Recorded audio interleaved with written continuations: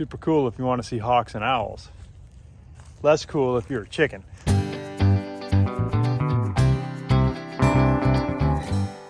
Beautiful morning, little cool, mid-50s here. It's getting to be that time of year, even in Florida. Well, we moved the girls this morning, and they're all quite happy. I love this setup. We've got trees, and they love to dig around the trunks of the trees and around the roots. So we got plenty of that.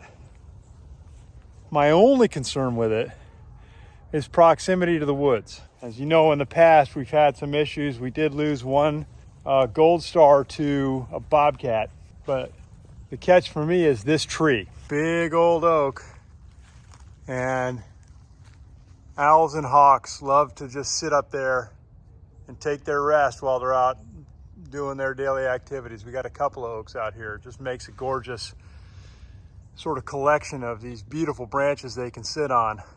Super cool if you want to see hawks and owls. Less cool if you're a chicken. I think they'll be okay.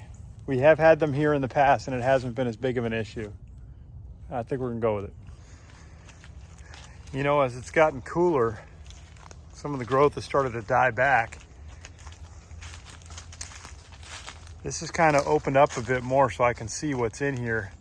I may come in and clear some of this today or in the next couple days. Make it less attractive, less of a hiding spot for predators. Oh man, with all the rain we had from the storm, see the wetlands is pushed all the way up to here. Yeah, this might be a good idea to open some of this up.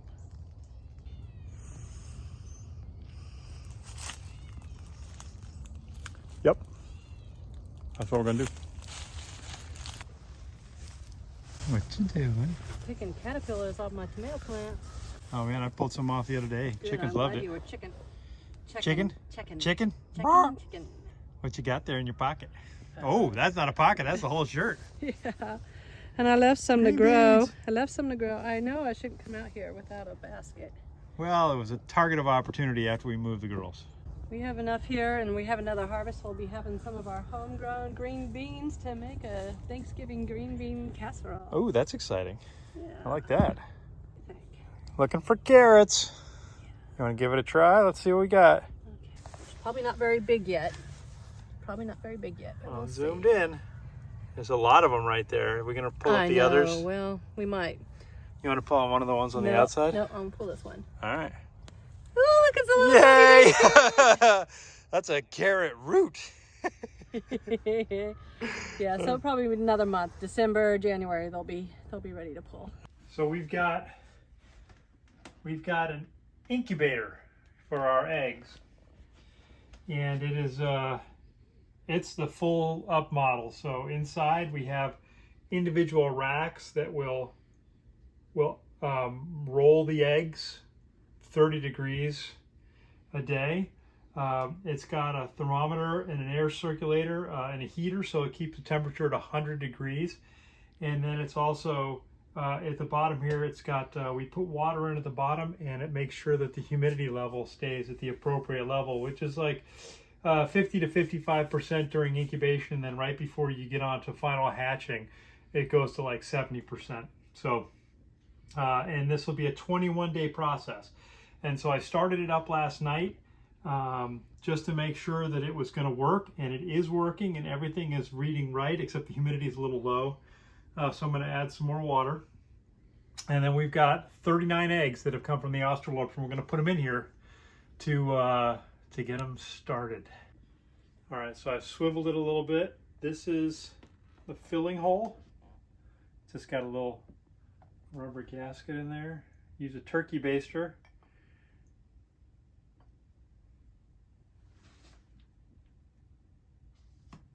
Ooh, that went a lot better than the first time I tried it.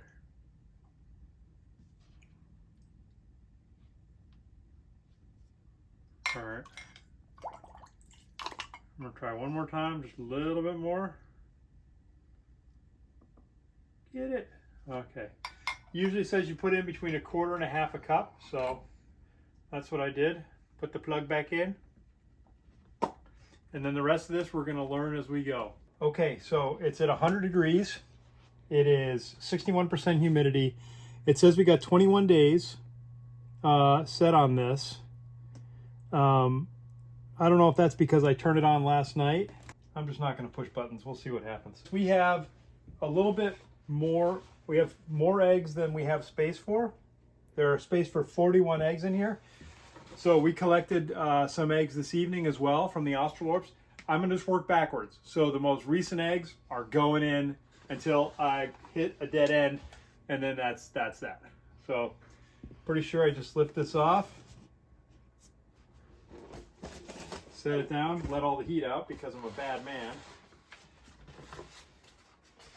And I'm just going to go pointy part down, pointy part down, pointy. Every single egg has a date penciled on it that I did when I brought them in. So the day that I took them out of the coop, out of the nest box, I penciled the date on the egg. All right, that's it. We got 3 eggs left. I'm gonna put the lid back on.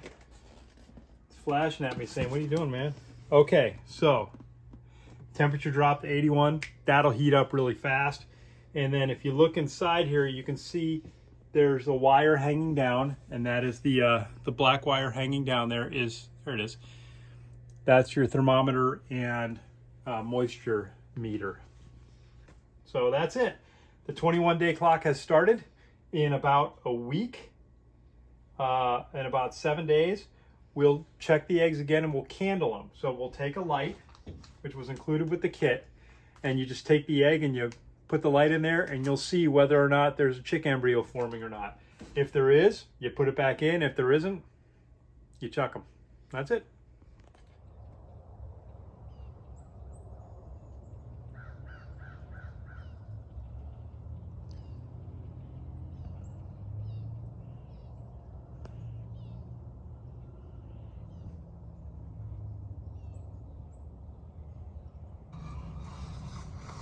Chilly morning, but just enough to warm our butts under the heat lamp.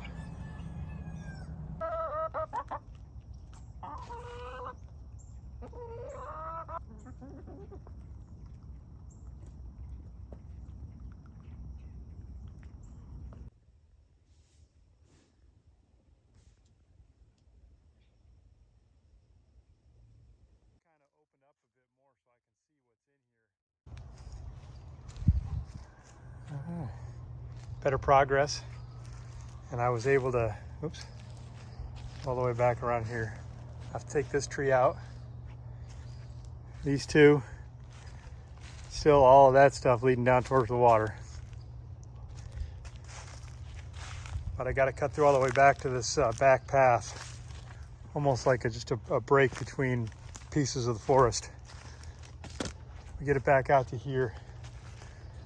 That's what I was keeping mowed. That leads out to the back pasture over to the left.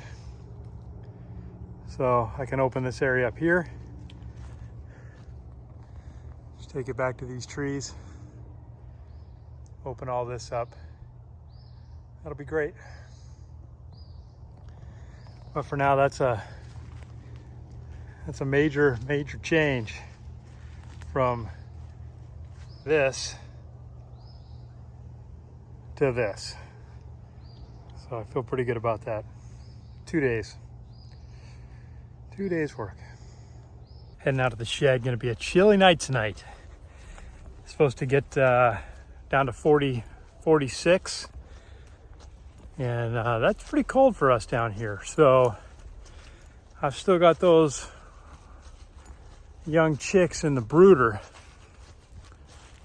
And I'm gonna put in a second light bulb out there, second heat light, just try and help pump up the temperature and help them maintain something a little more comfortable. They're a few weeks old. I'm pretty sure they'll be okay, but I'd rather just not take any chance. I actually found these the other day. I was looking for something else. Because remember when I moved the sheds, everything just kind of got thrown around. So I found these the other day and set them on the workbench. So I'm glad I did that.